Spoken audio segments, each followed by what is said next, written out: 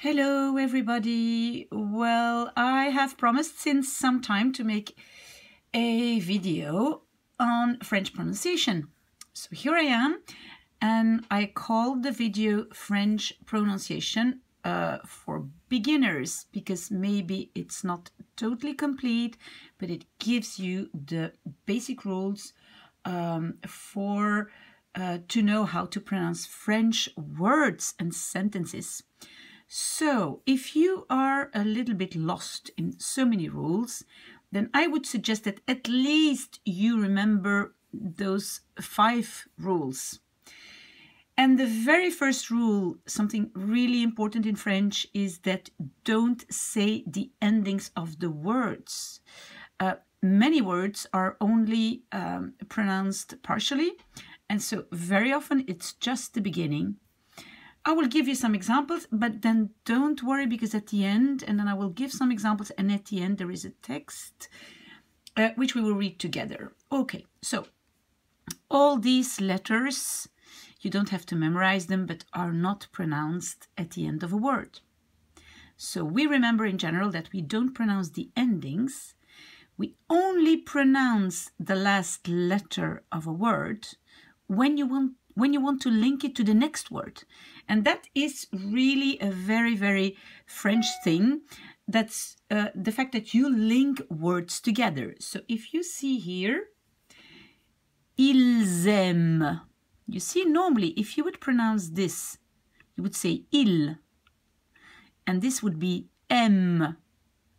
But since this starts with a vowel, you will be linking the S to the A. Ils aiment. Okay, and you see that I did not pronounce at all this part, ils aiment. Okay, so that's the first rule. Try not to pronounce the endings of the words. Then, as I said before, so you have to link words together. And when do you link them together? Well, that's when you have a vowel. When a word starts with a vowel, as we had here, M, it starts with an A, with a vowel, then you will link this last letter. Okay, so let me give you some other examples. Ils ont avancé l'heure d'été. Ils ont, so the S is linked to the O. The T is linked to the A. Ils ont avancé.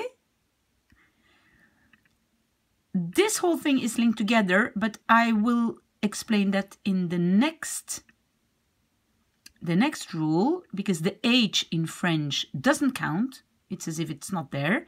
So you pronounce this whole thing as l'heure, as if it says L'', E-U-R-E, so l'heure d'été. Okay, so you link it all together. Then we have les beaux-arts.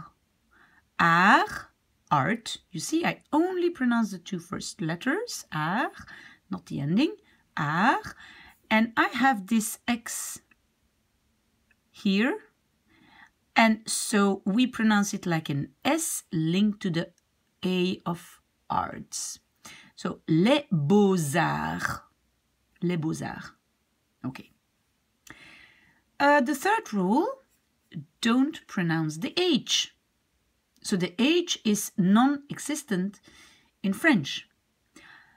But what I have to also specify is that, so normally, if we take this one, les heures, so the H goes away, and then, well, the next one is a vowel, so we have to link this S to the vowel. So this we pronounce les heures. And you see again the ending I did not pronounce, les heures. Now, there are some words, it's a list of exceptions, where of course you do not pronounce the H, but you do not link the preceding S. So here you will say les Hollandais. It's quite okay in the beginning if you make that mistake. It's quite a limited list, so you can learn them by heart, but in the beginning it's quite okay if you link it. But just keep in mind there is a few words where you don't link the S to the vowel after an H, okay? And then why did I put the word E? The word E means end, so you can imagine you use it a lot. And the T of E, you never link. This one you never pronounce. You don't link it, you don't pronounce it. You pronounce it, you just say E. All right? You do not link it to the next word, even though it might start with a vowel. Okay, then we come to the fourth rule, and this one is really important, the nasal sounds in French. And so what is the rule? It's when you have a vowel and it's followed by an N or an M,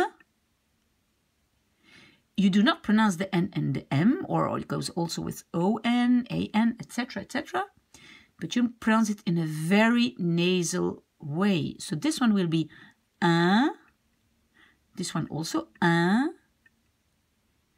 on, en,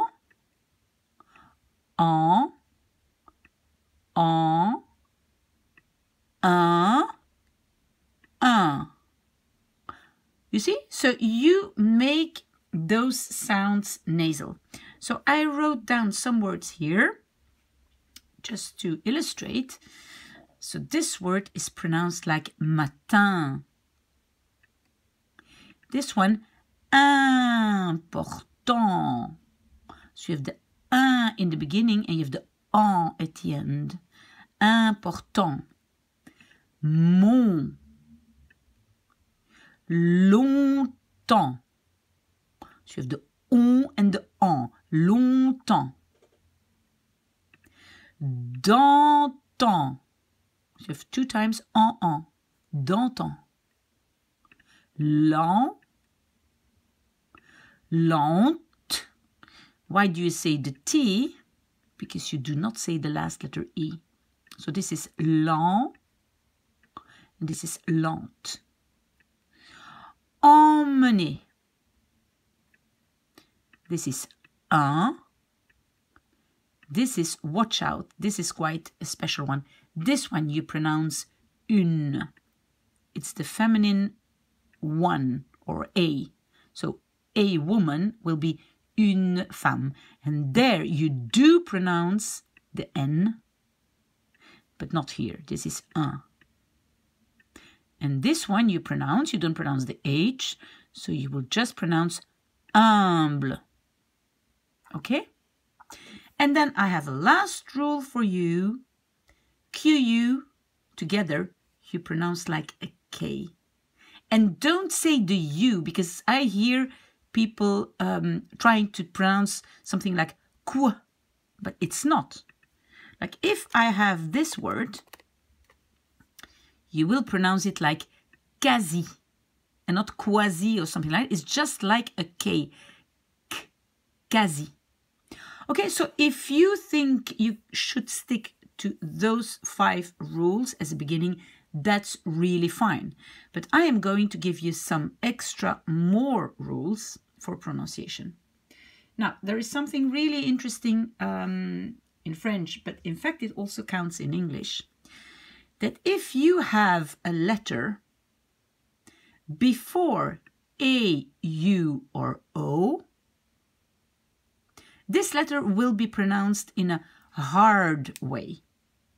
And I will immediately give you an example. We have here, for example, convention. You pronounce the C here like K, because it's in front of an in front of an O. Conk.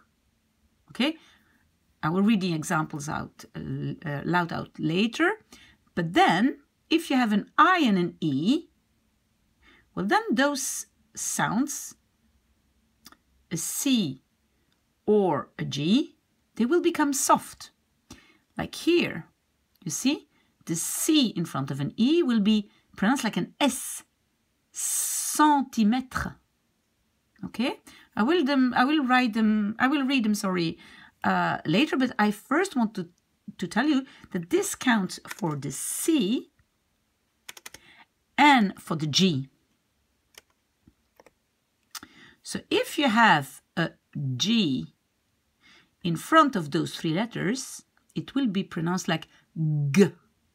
Ga, gu, go. But if you have it in front of those, you will pronounce it like je. J, je. Okay? So keep in mind, and so to remember those three, normally they teach kids to think of the word auto, car, and then you know it's A-U-O, which make those sounds hard. Okay, I will give the examples later, but then don't worry about the circumflex. And what is a circumflex? Is this little hat on some letters. It just means that compared to English old words, it's a contraction. So we forget about that. You don't, sometimes it's pronounced a little bit longer, but for the moment, try not to concentrate on that. Then don't worry about the fact if an A has an accent or not. Don't worry about that for the moment. This will be a verb and this will be a preposition, but we don't worry about the pronunciation. On the other hand, you should worry, well, it's a bit a strange expression, but think about the word in French, élève. Why is that so important? Because you have the three different E's in French. You have an E with an accent going up, you have an E with an accent going down, and then you have an E without any accent. And some people think we just put a little bit of those stripes or accents here and there. No, it's just a sound thing. So if you have an accent going up, you pronounce it like E in the word say, E, right?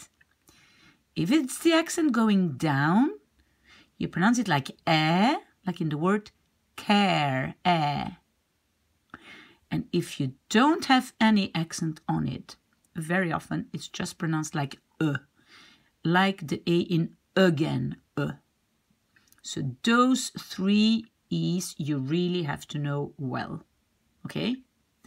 So now I give some examples, because otherwise it stays quite theoretically. So here we have the S, like in some, like the English word some. So you have centimètre, you have ciment, you have garçon. Do you see this little thing hanging under the C? We call it cédille. Well, it just means watch out, it's a C, but you pronounce it like an S. Because remember what I told you, if we have a C in front of an O, you should pronounce it like a K. So if this little thing underneath the cédille is not there, you should say garçon. And we want to pronounce garçon. So then you make the C in a little S by putting this little tail underneath. So this is garçon. Here we have it again, ça, merci, ensemble. So you see an S can also just be an S. Okay, then we have the sound K, like in the word come in English, convention, caramel, cumulé. You see they're in just before the O, the A and the U, and then it's pronounced like a K. Okay, I could add here QU, but I put it a little bit below. Okay, so then we have those words. And how do we pronounce this G? Well, we pronounce it like J, like treasure, J, treasure, gentil, givre, and mange. Okay, then we have sh, like in machine, chocolat, chercher, shampoing, chaud, machine, méchant. Okay, then we have the G, like again, because again they are in front of A, O, U. Did you see it? We have again those three letters that make the sound hard. So we have gare, gomme, déguster. Good. Then we have the ñ sound, like in the name Enya, ñ. Ligne, cognac, maligne, mignon, montagne, oignon. Okay, it's ñ. Okay, then we have the z, like zoo. So we have base, réalise, maison, dose, deuxième. And when do you pronounce an S like a Z? Well, when the S is between two vowels, then it's like Z. Okay? Because when do you pronounce it like S? So that's mostly when you have two S's or when there is like two consonants together. Okay? So this is massage, laisse, vaste, connaisse. Okay. And then we have sie. So there's like a sound sie. Like I wrote here the group Los Yonix, sie. So it's invention. Invention. Mentionner. Okay. Then we have the y sound, like prayer, y. Pays, mayonnaise, payer, bille, you see also two L's, it's y. Famille, caille, nouille, cuillère. Good. You see here it's the end of the list, so some more concentration, we will get to the end. So OI or OY are pronounced like wa. It's moi, toi, roi, royal. Then we have the OU, that's like the OU in English, look. It's like some kind of an OU. Fou, oui, nouille, bou. AU, it's like an O, like elope, O. Chaud, de l'eau, dinosaure, mauvais. And then we have this sound U, which does not exist in English. It doesn't exist. So you really have to make a very, very small circle with your mouth, as small as you can. U, and make it a small round, because it's really, really hard. So let's go.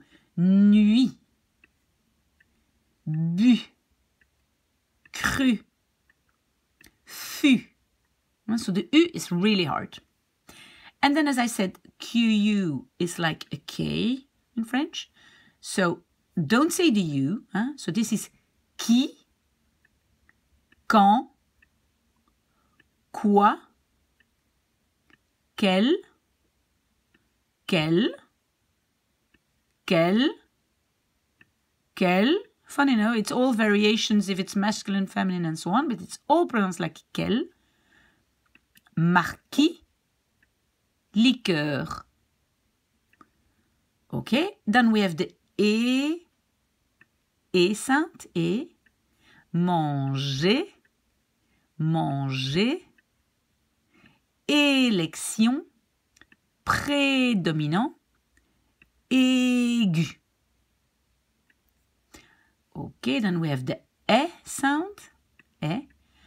Mais, vrai, laisse, dormait, affaire. Then we have the sound, like it could be again, which I mentioned before, lucky, and faisable. Okay? And then we have those words with quite some letters put together. It's the sound. And it's like in English, verdict. Okay. So we have beurre, sœur, cœur, œil, seuil. And then we have the last one. The F, like far, F. Téléphone, Sophie, orthographe, phare. So very often it's written like a PH. If it's written like an F, then it's not very hard. And then we have some common exceptions, which I'm going to read them out loud. Mon fils. You see, you don't say the L. Un fil. There you say the L. Deux fils. Two sons. Huh? You don't say the L. Mille. Even though you have two L's, you don't say Y but L. Mille. Ville. Tranquille. Femme. You pronounce this like an A. Femme. Maximum. Okay, so the X is like X. Okay, like in Latin. Okay, and now I'm going to read this little text for you. Well, ooh, it's not so small. If you're already fed up, you just stop the video, but otherwise, you read with me. J'admets que ce n'est pas facile de lire en français, car on ne prononce quasiment aucune lettre. C'est assez troublant qu'on ne prononce pas la fin des mots. Et le H semble ne pas exister. You see, I linked the S to exister. Ne pas exister. On entend bien quand un francophone parle anglais. Il est très difficile pour certains de prononcer le H. Il y a également le problème des accents. Sur la lettre A, on peut trouver deux accents différents. Un accent grave qui distingue la lettre A sans accent, venant du verbe avoir, et le A avec accent qui indique une direction, mais aussi l'accent circonflexe qui indique généralement qu'en anglais et en vieux français ou latin, il y a un S, comme par exemple château en français, qui correspond à castle en anglais. L'accent circonflexe ne change que légèrement la prononciation, comme par exemple dans le mot tâche, où le son A est un peu plus long que dans le mot tâche. Quand on est débutant, on peut négliger cette petite différence au début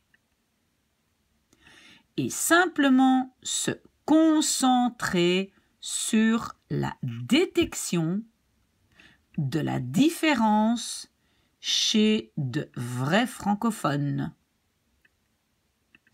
On pourrait dire la même chose de l'accent circonflexe. sur la lettre E. Car le E dans même est un peu plus long qu'un E sans accent circonflexe.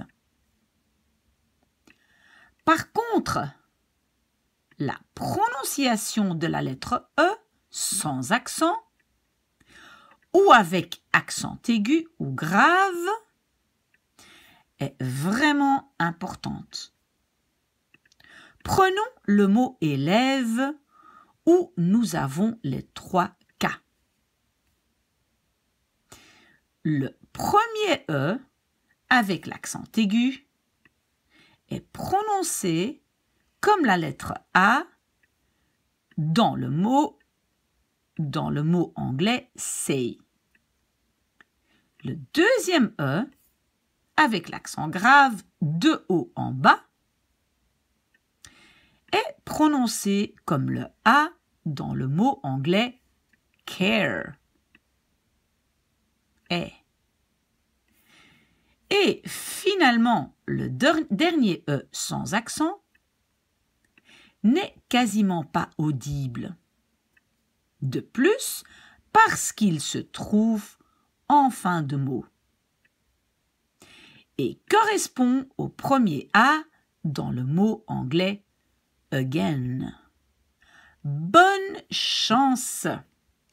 Okay, so if you have any questions for me, you can always reach me on my email address. Maybe Miss A can help you at gmail.com. If you have questions, if you have comments, please come back to me. Good luck.